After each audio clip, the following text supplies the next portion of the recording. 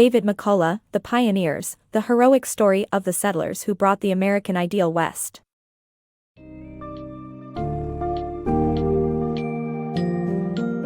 Journey through history and experience the spirit of American pioneers in The Pioneers, the heroic story of the settlers who brought the American ideal west, by David McCullough. This gripping narrative follows the lives of esteemed figures such as Manasseh Cutler and Rufus Putnam, who played pivotal roles in creating policies and shaping the region now known as the Northwest Territory.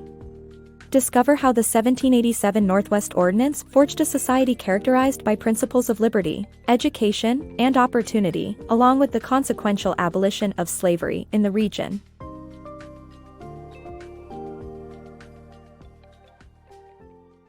The pioneer for a slave-free Ohio. In 1787, Manasseh Cutler, a pastor, lawyer, and doctor, shaped the future of the new Ohio Territory by pushing for the Northwest Ordinance's passage, which would ban slavery.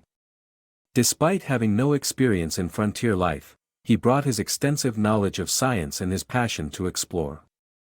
Cutler corresponded with scientists in the U.S. and Europe, wrote the first primer on New England's flora, and even brought a collection cabinet to gather plant samples during his journey to New York. His determination to ban slavery impacted his own sons and ensured a free Ohio. Settling the Northwest Territory. In 1786, Revolutionary War veterans met to explore and settle the Northwest Territory, a vast region north and west of the Ohio River that included no legal settlements but indigenous tribes. Although dangerous, the promise of land ownership drew settlers. However, the fact that the region was to have no slavery was almost unimaginable. The book details the risks and rewards of immigrating west, including the slaughter of Delaware Indians and the murder of Colonel William Crawford. The Ohio Company's Northwest Ordinance. In 1786, General Rufus Putnam, a Revolutionary War hero, proposed granting veterans land in Ohio to establish a settlement. With Putnam, Manasseh Cutler created the Ohio Company to negotiate land purchase from Congress.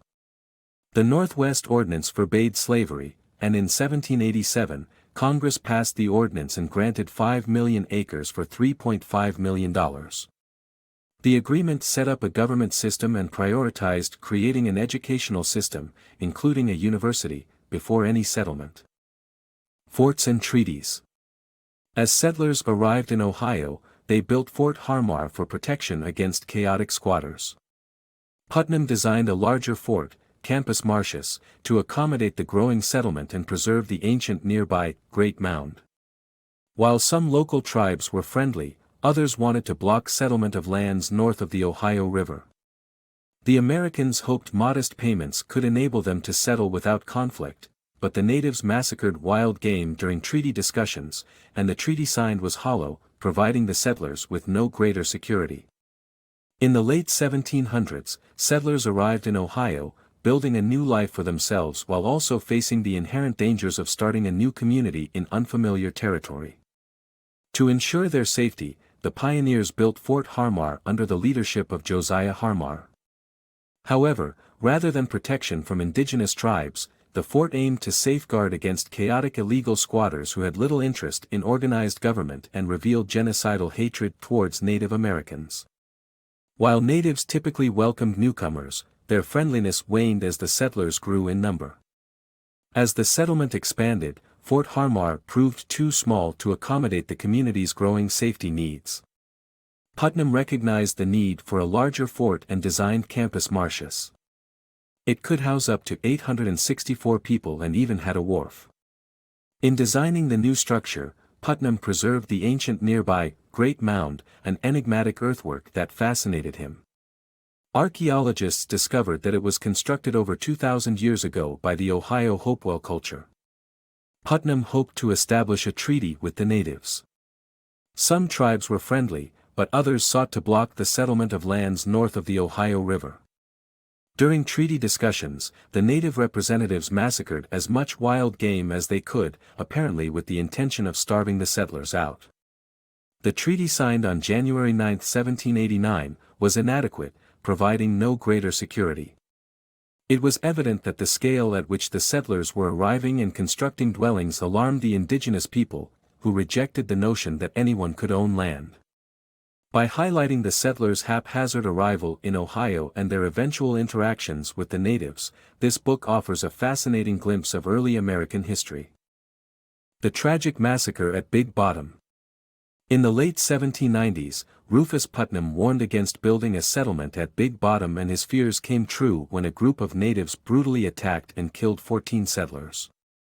Putnam had warned President George Washington that the natives had not suffered enough to seek peace, and he hoped the federal government would provide protection. A previous ambush had routed 1,500 soldiers. The settlers at Big Bottom were young and eager, failing to take proper precautions such as posting guards and creating a defense strategy. A group of Delawares and Wyandots noticed the settlement and massacred the settlers during dinner, piling the bodies in the blockhouse and setting it ablaze. Despite the tragedy, the noble objective of higher education championed by pioneers like Putnam and Manasseh Cutler remained significant. The Ohio Country Disaster. General Arthur St. Clair led a poorly trained army of 1,700 soldiers into the Ohio Country in 1791 to crush a native insurgency led by Little Turtle and Blue Jacket. St. Clair's army suffered a monumental defeat, losing 623 soldiers and 200 casualties, with the natives losing only 21 men. The native commanders had experience fighting in the wilderness, while St. Clair's men were unprepared and ill-suited for this type of campaign. Despite the settlement of fewer than 300 poorly armed men being at risk of destruction, the army lacked troops and money. Cash and booze convinced men from gutters and jails to serve their country. The disastrous expedition proved to be more devastating than any loss suffered by Americans during the Revolutionary War.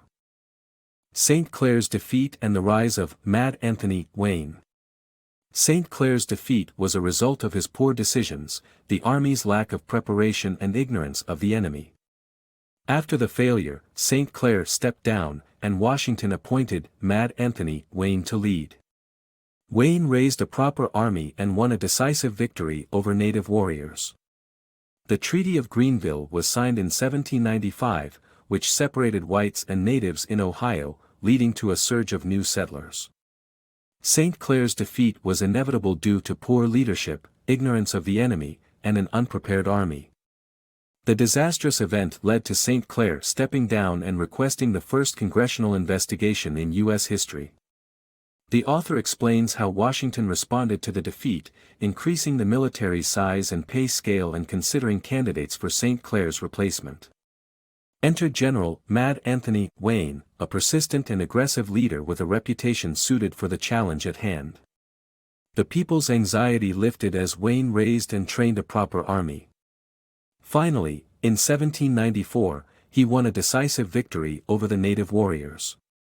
A year later, the Americans signed a treaty with native representatives, separating whites and natives in Ohio and paving the way for more settlers. This is an engaging summary of a significant event in U.S. history, highlighting the consequences of poor leadership and the importance of proper preparation. Ephraim Cutler, the defender of Ohio against slavery. Washington died, and political turmoil followed in 1800. Although the election ended, the battle against slavery continued.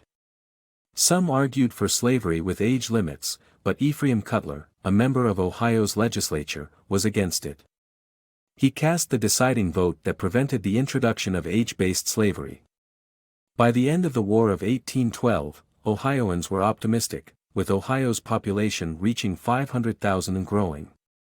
When Ephraim Cutler died, he was praised for preventing slavery in Ohio. In their eyes, Ephraim Cutler had become a hero.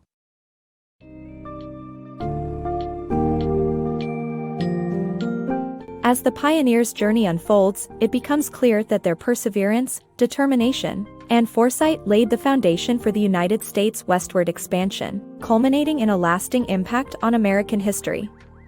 Not only did they fight to build settlements despite dangers, but they also established a land founded on principles like freedom, education, and the abolishment of slavery in the region. Ultimately, This inspiring story of triumph against adversity showcases the unwavering commitment of individuals like Manasseh Cutler, Rufus Putnam, and Ephraim Cutler, whose actions secured the propagation and endurance of American ideals.